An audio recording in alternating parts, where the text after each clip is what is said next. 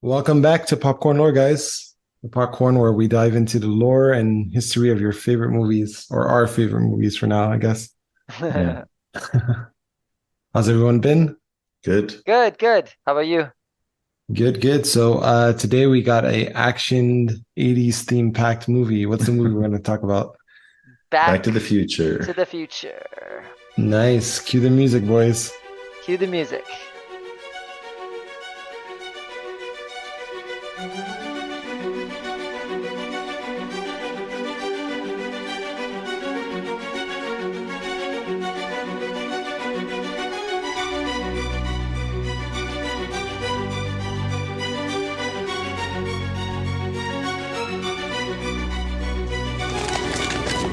My calculations are correct. When this baby hits 88 miles per hour, you're gonna see some serious shit.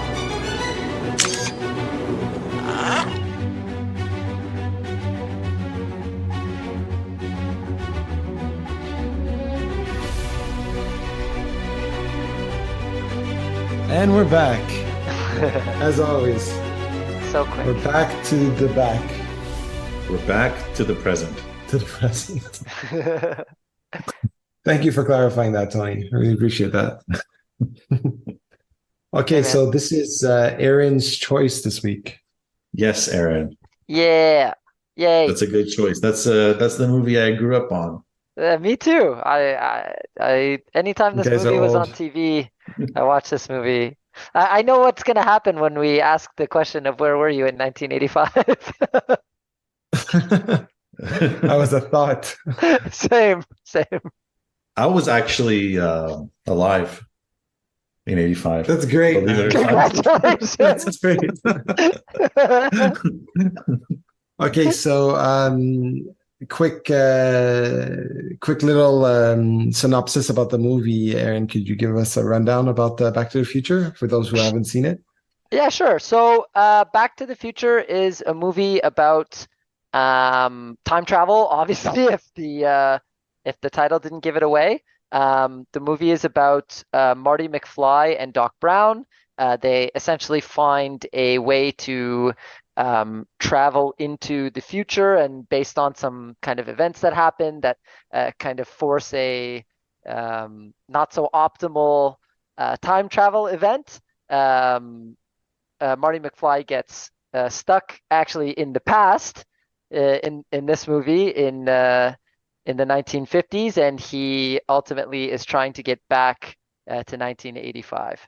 To the So future. to the future, yeah. And he's So also he, trying to correct some mistakes he did yeah, while he was in the future. while he was While he was in the past, sorry, while he was in the past. while he was in the past, and then obviously the beginning of the movie, he sees lots of stuff, which obviously affects some of his decision making while he's in the past, including run-ins with his parents and his parents' bullies and teachers, etc. So yeah, Okay, it's a great. great movie. So it was released in 1985, right? Yep, that's correct. Okay, so some notable movies from 1985 include Commando. You have Rambo as well, First Blood Part 2. You have Goonies. You have Legend. I don't know if you guys have ever seen that. It's a Ridley Scott film. Pretty cool Rocky film. Four. Never, Rocky never. 4. And you have The Breakfast Club as well. That's a good movie. So yeah, so 1984. I mean, these movies, as I look at them and list them off, I mean, very staple kind of 1980s movies. I feel a lot of these movies are very original. Yeah, they are. They were kind I think of a lot of them were original, colorful, creative, and just all in all, fun movies to watch. yeah. But I would say that like the movie that we're going to talk about today, Yeah, to me, like it really is like a staple of like 1980s, like for sure, hands For down. sure. I don't think you can put a top 10 list of 1980s movies and it's not on the list, you know? Yeah. yeah. So, anyways, what was your impressions of when you guys, or do you guys remember first watching this movie? I mean, it's pretty much a classic, right? Yeah. So, Well, Tony, go ahead. oh yeah. I was obviously too young to watch it in the theaters. So I rented the tape, probably in the 87, 88. I rented the tape. And it was fun to watch. It was easy to follow. Hmm. I think it's the movie that's easy to follow, very easy to follow even for all ages. It was fun to watch, and I enjoyed it. And I distinctly remember the second and third one coming out like shortly after one another. Hmm. And yeah, like it's definitely part of my childhood. Nice. Nice. And what about you, Aaron? This is gonna be kind of funny, but I didn't watch the movie. I didn't watch the movie until I started playing guitar, and I know that sounds like a weird thing to say, but there's obviously a big part of the movie is about Marty plays guitar and about music and stuff. So the very first thing I remember seeing is it was on TV when I was like maybe 11, and in particular is at the part where he was doing the like Chuck Berry da-na-na-na-na-na, Johnny Johnny Be yeah, Good, yeah. yeah, the Johnny Be Good Chuck Berry piece like part, and then that song actually was like one of the reasons that ended up wanting to play guitar and get good at guitar. So that's like I know it sounds funny, but that's like a big part of the reason why I ended up like learning guitar, and ultimately one of the reasons why I ended up watching the whole movie and loving the movie too. Cool, very cool. Yeah, how about you? Um, yeah, I mean, this movie, I don't even remember the first time I saw it because it's like it feels like it's one of those movies that it's like has always been around. Yeah, Yeah. But I mean, it's such a cult, like it's a cultural phenomenon, right? This movie, I mean, it's had influences on everywhere, even today, like a character like Rick and Morty, like just Rick itself is like based off of yeah, the kind Doctor, of sounds Yeah, Doc similar. Ock, that's true. not Doc Ock, what's his Doc name? Brown. Doc Brown. Doc Brown, exactly. Yeah. So yeah, I mean, not much else to say. Robert Zemeckis, a little background on him. Obviously, he's had this movie and he's had the sequels. He's also done Forrest Gump, which won the Academy Award for Best Film, even though I think Shawshank got robbed, but that's another story. Yeah, I mean, he's known for these type of movies, right? It's very, very you can tell it's him. He has a very distinct style, I think, to his movies. One thing I will say though is that this is the only Back to the Future that I like. I really hated the second movie. Oh, interesting. And the third movie was okay, but it was kind of like just okay, Like I really feel that this is the one that like is the home run and the one that you always go back to. For sure, the Me first one personally. is the best, but it's funny. If I had to pick the one I dislike, I dislike the third one, and actually I like the second one, which is funny. Yeah, the second one I really didn't like it because I found it was just a repeat of the first, but everything done really In the badly. future, yeah, exactly. But anyways, that's that's another topic Yeah, of story discussion. We're for talking another about time. the original. Yeah, yeah, yeah. Okay, so just take us away, Aaron. Yeah, okay. So since we're talking about Robert Zemeckis, I want to go into discussing about him and somebody else who's very important, whose name is Bob Gale. So Bob Gale did a lot of the like story, like the screenplay essentially for um, many of the Robert Zemeckis movies. So um, Bob Gale actually was the one that came up with the idea for Back to the Future. And the way in which he came up with the idea is really cool. He was essentially going through like his house, I guess, like going through like cleaning up his parents' house, and he found an old yearbook from when his parents were in high school. And at the time, um, basically he had the idea because he was looking through the yearbook. I was like, I wonder what it'd be like if I was friends with, my parents when they were in high school. So then essentially he ended up getting a couple ideas from this kind of idea. So a high school kid gets sent back in time essentially. He meets his parents, and then the kicker and all of it, obviously, which we didn't talk about yet, is that the mom falls in love with him instead of his dad. So, and that essentially those three ideas is kind of what ended up coming out for the screenplay for um, the movie.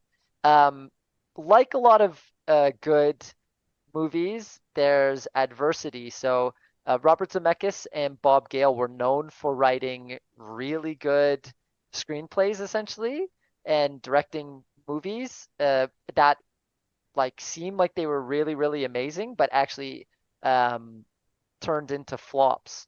So they worked on the screenplay for a Steven Spielberg movie. I think the movie was called 1941. Um, and what ended up happening is the film was supposed to be like an American war comedy film, and it like bombed horribly. So and even though the screenplay for the movie was like fantastic, the movie bombed. So and they had worked on some other films that weren't so successful. So they were kind of known within the industry as these guys who made really good screenplays and were capable of essentially like churning out really good movies, but actually their movies like all kind of turned to dust essentially. So Well, it's when interesting that you yeah, say that because right after Back to the Future, they just have like hit after hit, right? Well, yeah, obviously the two other hits are the sequels, but they also have like Who Framed Roger Rabbit and that's a big one. He won a Forrest Gump. Academy Award for that too, and then obviously they won big time for Forrest Gump. Yeah, I read that they were desperate to have a movie that actually succeeded, Yeah, like really desperate, and then even Back to the Future, I heard it got rejected like 40 times exactly. So before. so the movie got rejected like 40 times apparently by like every major studio, and then um the way that they ended up getting the movie approved is that Robert Zemeckis asked Steven Spielberg like, "What should I do?" And Steven Spielberg was basically like, "You should work on something and try and like build your reputation back." So they ended up working on this movie with Richard Gere. I don't remember what the movie is called, but there's something about Love and Cars or something like that. Used Used cars. cars, thank you. So the movie ended up being very successful. So then after they ended up making that movie, um, they ultimately it was a way easier for them to get um their screenplay essentially like greenlit. But Do before you that, think like nobody would take them. that one of the reasons they were rejected 40 times was because their previous movies were flops, and Yeah, that was one of the reasons? that's actually what it was. I was reading something that said they were essentially known for making like really good screenplays that just flopped. That's what their reputation was. So nobody wanted to touch them. So um and an interesting story about that when they did finally go to some major studios, one of the major studios that they went to back then was Disney.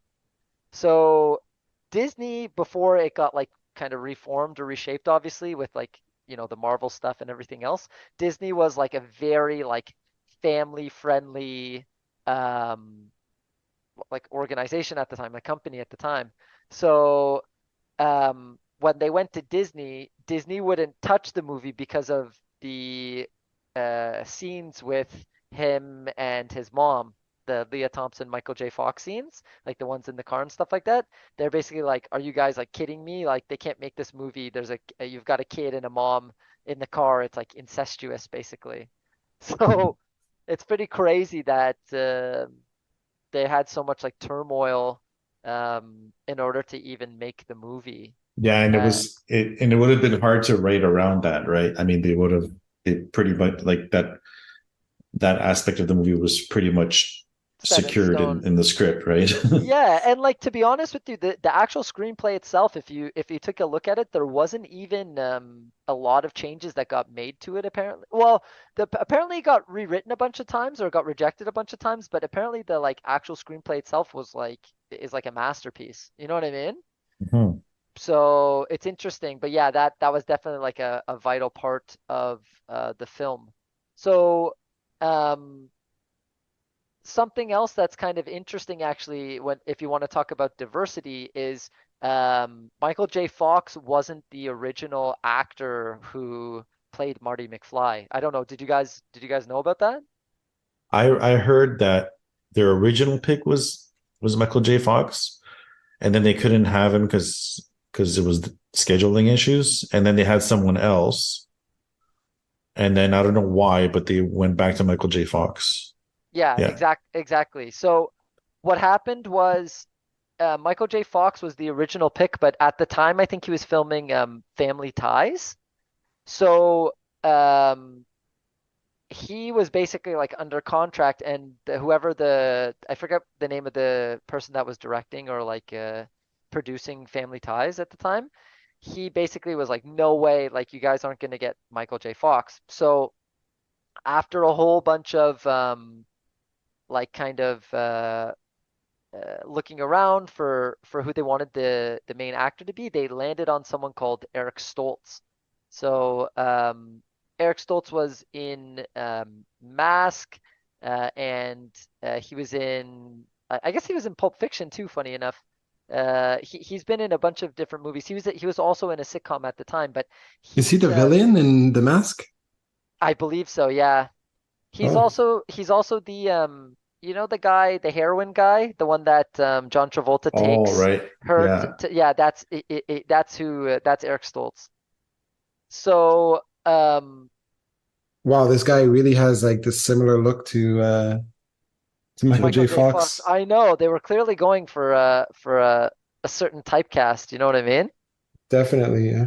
Yeah, so one of the things that was interesting about this guy, Eric Stoltz, is apparently he's a method actor. So when he was on set or just in general, he made sure that everybody called him Marty. He like refused to go by his real name. And it ended up causing like I know it sounds funny because I think a lot of actors have done that now, but at the time I guess it was a little bit odd to people. And Extreme. yeah, it was a little extreme. He was also like apparently he didn't have a particularly good demeanor about certain things, but it ended up causing a bunch of problems. So after 30 days, Steven Spielberg ended up firing him. There's like some lore or whatever that Steven Spielberg was like, "Hey Eric, like I need to talk to you," and Eric was basically like, "My name's not Eric, my name's like Marty." And then Steven Spielberg was like, "No, your name's Eric, and you're fired." He said, "Okay, Marty, you're fired." That's devotion right there, because you're willing to play the role and devote yourself to the role and be in character 24 hours a day, even if it means losing the job, which is kind of like stupid. Yeah, Because it's like, yeah, okay, stay in character, but there's no character to play anymore. You're gonna lose the job. But Mhm. anyway, yeah. I don't know. I'm not an actor. I don't know how these people think. You're not? Well, except when I'm lying.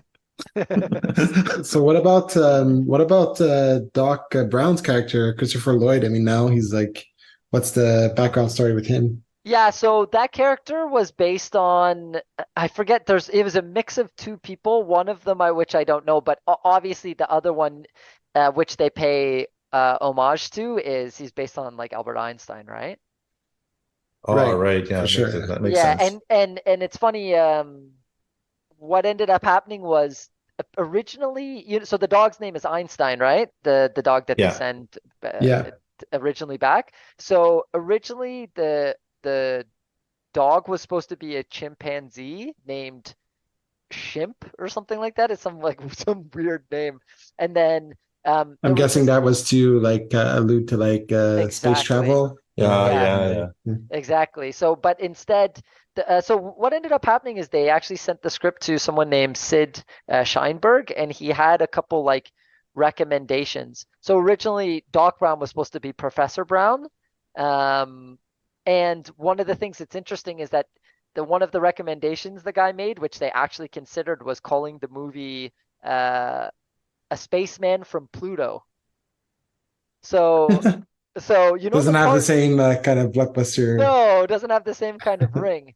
Yeah, So so you know how George McFly has the comic book and then Marty visits him in the hazmat suit in order to make right. Yeah. sure With yeah, the so Walkman. exactly. And he calls himself Darth Vader from Vulcan or something like Yeah. that.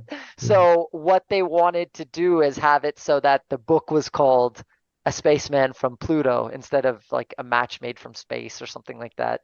And Okay. then and then they basically have him pay some like have the dialogue or whatever say I'm a spaceman from Pluto or something, and that be like the tie to it instead of the part where Doc Brown goes, "We're going back to the future."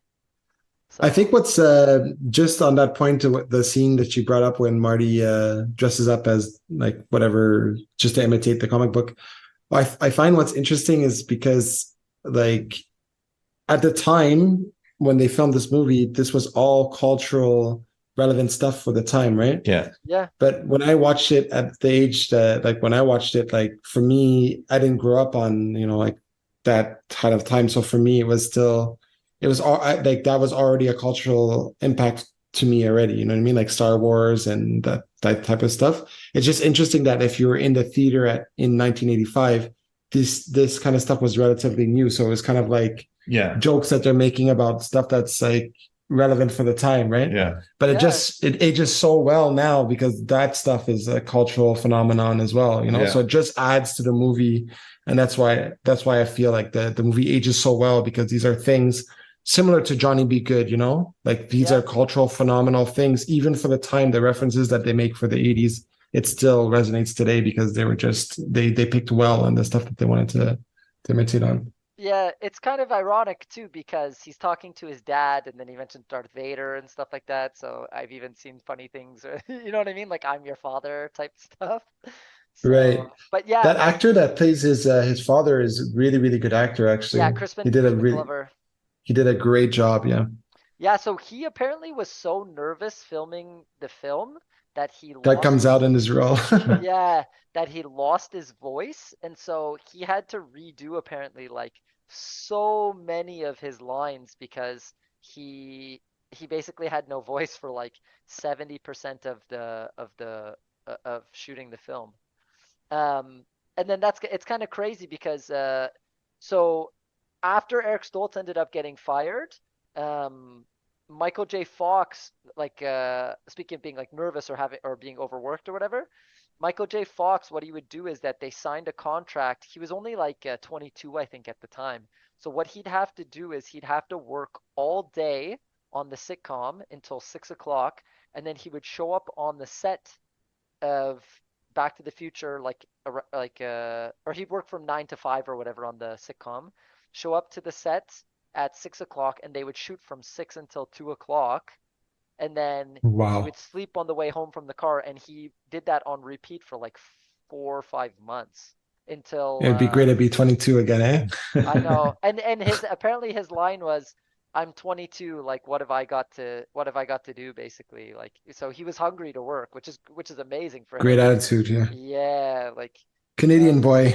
That's yep, why. good old Canadian boy. Can never go Uh wrong.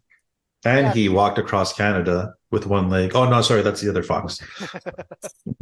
Yeah, but I heard that Great he had Scott, Tony. he had to be carried. He had to be carried to bed. He Oh, was so really? exhausted that his handlers, whatever, they would take him from the car and carry him to his bed, basically, because he was so exhausted. Yeah, that makes sense because basically what they said is that it took him about an hour to get home after he would shoot, and so they would like drive him home in the van or whatever, and he would sleep like he had like a bed in the van, and Yeah, yeah. he would He had sleep no choice. on the way home basically in the van. He would fall asleep, and then like you said, I guess they would carry him to bed, and then he would wake up and he did it all over again, and he did that for something like 4 or 5 months until the sitcom ended up like wrapping up essentially, and then they could finish. The other thing that the people complained about is so it was rough because the people on set, they filmed everybody else during the daytime, right? So they would have to wait on set for Marty to, or not Marty, Michael J. Fox to get there at 6 o'clock, and then they would resume shooting.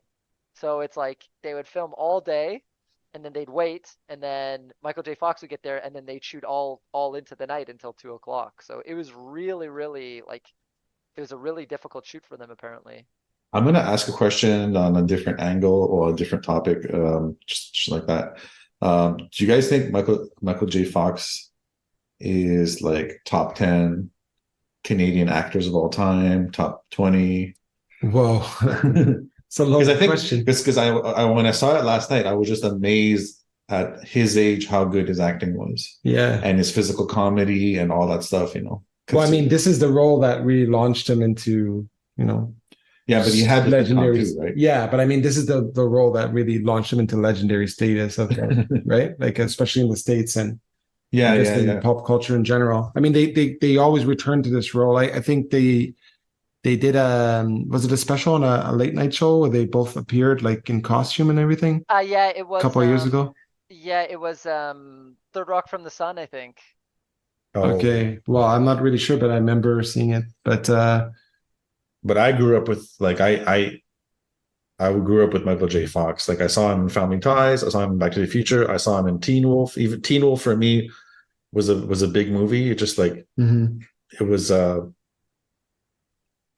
it's a movie that I liked a lot as well.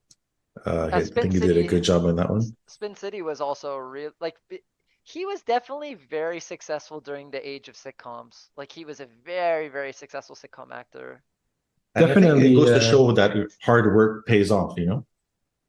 Yeah, I think he's a hard worker. yeah, he was also a very good actor. Like yeah, hands down for sure. Yeah, I think yeah, sorry. I think he's up there for sure. I mean, I can't think of a ton of other top tier Canadian actors off the top of my head, but I'm sure if you put it in a list, I'm sure he'd be up there for sure. I mean, there's tons, right? You got Ryan Reynolds, you have oh, he's Canadian? It's true. Ryan Gosling. You have Ryan Gosling, you have Keanu Reeves. Oh, yeah, wow. Right. Oh, Jim Carrey. Yeah, William Shatner. I mean, there's a tons, but John Candy. One of the things I wanted to talk about with this movie that I really loved is the set, especially like you can tell that it's a set for a movie. I really love that aspect. Like when they're in around where the clock tower is and the diner area and all that kind of stuff, you really get a sense of the town, that's like where it is. But at the same time, you really have that feeling that it's a set piece for a movie. And I really, really love that, especially when they go from like the 80s to I guess they're in the 50s at that point. Is it the 1950s that he goes back to? 55. 55, yeah. 55, exactly. And the actor, that Thomas Wilson, the guy who plays Sid, is his name? What's the bad guy's name in the movie? Biff. Biff. He does a great job as well. Yeah. You know what? I want to mention something that I've been noticing throughout all our podcasts, but I never really mentioned it, is a lot of our movies that date from the 90s or early 2000s, in this case 80s, they show they're more loose to show like kind of taboo stuff. Like in this movie, there's the sort of quote unquote incest, and then there's sort of the quote unquote rape attempt scene where Biff is trying to like, and just the bullying in general. And there's bullying. There's Biff in the car with the girl, and he's trying to like. But I feel like we were less sensitive back then. And even like the other movies we like Natural Born Killers. There's also the incest scene, and then V for Vendetta. In the beginning, there's a rape attempt, sort of in leaning towards that. And a lot of our movies touch certain subjects that post 2015. Like you see zero, like that zero, almost taboo. Like it's a taboo. Like they don't talk about it, and unless it's like a small independent movie or something like that. And this is a family movie, and it's a family movie as well. Like in the 1985, you're bringing your kids and your wife to go see this movie. Easily. But you're never going to see that now. Yeah, that's an interesting point. And there's even racism in the movie. Like we don't like. There was a scene where there's black people, and they were like, "We don't want colored people here." Oh, right. Like, you're not going to see that now. He doesn't just say that too. He uses like a derogatory term that I'm not going to. He uses a racial slur, right? A racial slur, yeah. He doesn't. Yeah, and now like you're never going to see that. And it's true. I mean, it's okay. We're protecting our society, I guess. I don't know. I just noticed that. Interesting. Yeah, things were definitely very different back then. Yeah, so the aspects of this movie that I find were quite interesting was, like I said, the set pieces, especially like just introducing and having things done at a certain time. You're kind of like, you feel like you're integrated into the movie in a sense where you know where the clock tower is, where like, and just going from his school into like that place where the park is, where like most of the activity happens in the town. you're almost like immersed into like the environment that Marty's in, you know what I mean? Yeah, it I creates found like that did it. creates like a world almost. Yeah, Yeah, you're almost like living in you're kind of like part of his adventure, right? Of Another like, positive thing I got about this movie is just the fact of sort of being a teenager or someone that's 20 years old, and your life is up and coming, and you have your first car, and you have your first job, and you have your first girlfriend, and you want to take her out to the lake, and your mom disagreeing with you, and it's just like there's so much life in that lifestyle of being a teenager Mhm, that kind of reminded me of like being a young teenager. for sure. But yeah, it's like and it really transpired that aspect of being a teenager with your parents on your ass, and you're trying to go to the lake with your girlfriend, and you can't get the car, and it's like it's just this stuff that you live through when you're like 20 But I that I kind of like but I feel not living right now. that's part of the strength of the film. I find that the strength of the film is that it's hard sometimes to relate to your parents, right? Yeah. yeah, And to what Aaron was saying, I think the guy was it Bob you said that was doing the yeah, screenplay? Bob Gale. Like his idea would be like, how would it be to be friends with your parents Yeah, at that yeah. age? And that's basically to relate to them because this movie, the real strength of the film, I find, is that like the parents when they watch this movie they can relate and the kid can relate too because he's going back to wherever their time is and they're his age, Yeah. so he's seeing it through their lens and it's just about relating, right? It's very hard for sometimes some of us like or sometimes Yeah, to like relate to certain things because of age. parent-child dynamics is definitely a Yeah, theme in this movie. Yeah. so that's I think it's a big part of the film. But one of the other parts of the film that I find is huge is just the power of innovation, like whether it's like Marty showing and this I find it's a theme that kind of Robert Zemeckis brings up later in Forrest Gump, like when he's making Forrest Gump, for example, like when like, he makes it seem like Elvis Presley saw Forrest Gump and that's how he imitates Yeah, his like or like the football or whatever yeah, the the case may president. be. Yeah, like Marty shows like how to play guitar that way in the 1950s, and maybe that has influence. You know what I mean? Yeah, So it's just innovation in general, just like well, just the what's the name of the car in the movie? the The DeLorean. DeLorean, right? The DeLorean, yeah. So that's able to go back to the future, yeah, sure. But then he's able to like make a skateboard, that they've never seen in the 1950s, or like do all these cool things, and it's just like the power of innovation, like how far we've gone, where we take these things so like they're everyday things. We're so used to having this technology or this like ability to do this stuff, but in the 1950s, they've never seen anything like that, right? So Yeah, that's another thing about the movie I found was really cool. It's like yeah. just seeing the Hey, evolution of things. there's something I want to talk about that is really interesting about the movie that I want to discuss at the end here. So, TJ, have you ever heard of CRM 114 related to Stanley Kubrick? Yes.